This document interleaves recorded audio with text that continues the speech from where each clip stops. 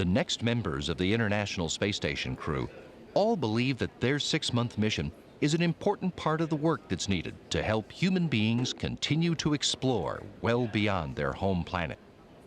Pavel Vinogradov was born in the far eastern Russian town of Magadan and grew up in the even farther eastern town of Anodir, just 500 miles across the Bering Sea from Nome, Alaska. If you have been to Alaska, then it's pretty much the same.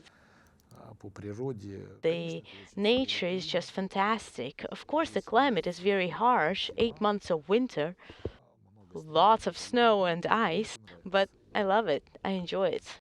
After a childhood spent dreaming of becoming a pilot, Vinogradov left Anodir after high school for the Moscow Aviation Institute. He earned a degree in rocket booster design, then taught and did research at the institute while earning a second degree in computer systems and systems analysis. Vinogradov joined the design bureau of the Rocket Space Corporation Energia in 1983 and worked on the Mir space station, the Buran shuttle, and other Energia vehicles before being selected to Energia's Cosmonaut Corps in 1992. He logged 198 days in space as the board engineer on Mir 24 and made 5 spacewalks to repair Mir after a Progress freighter punched a hole in it in the summer of 1997. He made one more spacewalk in 2006 as commander of the International Space Station's Expedition 13, a 183-day mission that restored the station's crew complement to 3. He believes today's space exploration efforts bear comparison to the sea voyages of the great explorers in the Age of Discovery.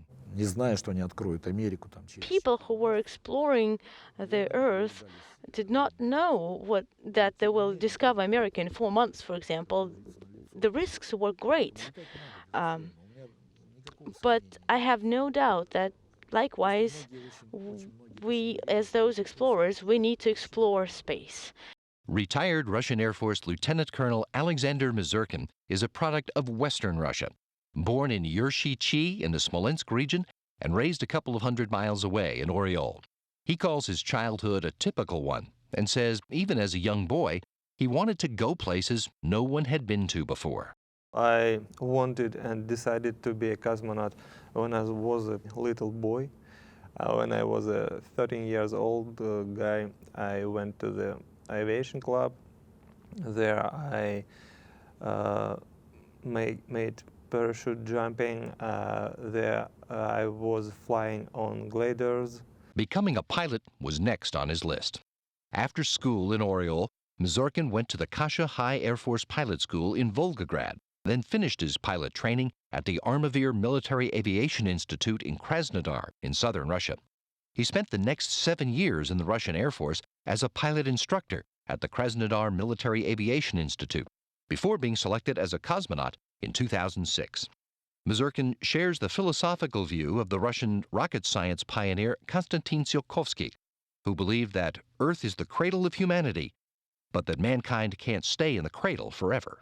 He was positive that we are going to the space and we will live in in other worlds, in other different places, and the time will come in for this, I'm sure. That is why I think we should do this job.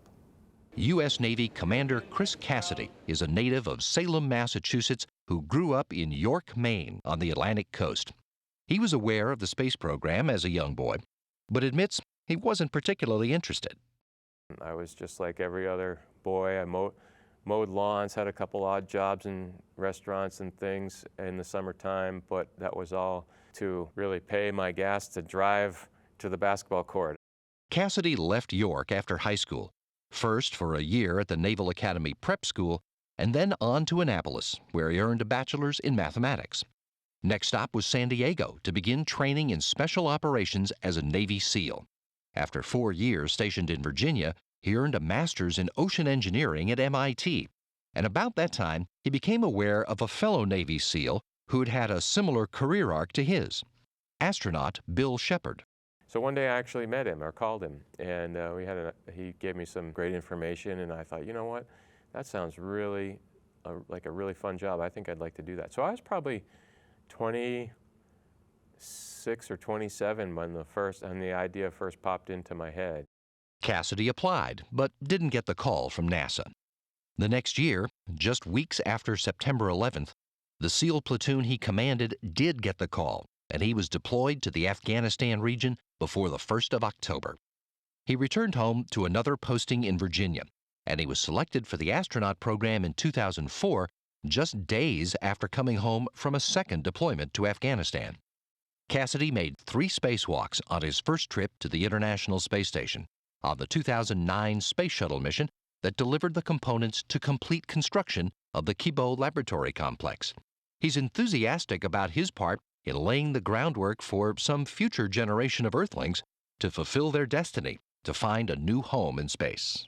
But there'll be a time when there'll be people living on other planets. And it's the hard work that we're doing right now, all of us across the globe, that are going to set the stage for that type of environment. Just like Christopher Columbus set sail one day across the ocean. And thanks to those great explorers, we live the life that we do today.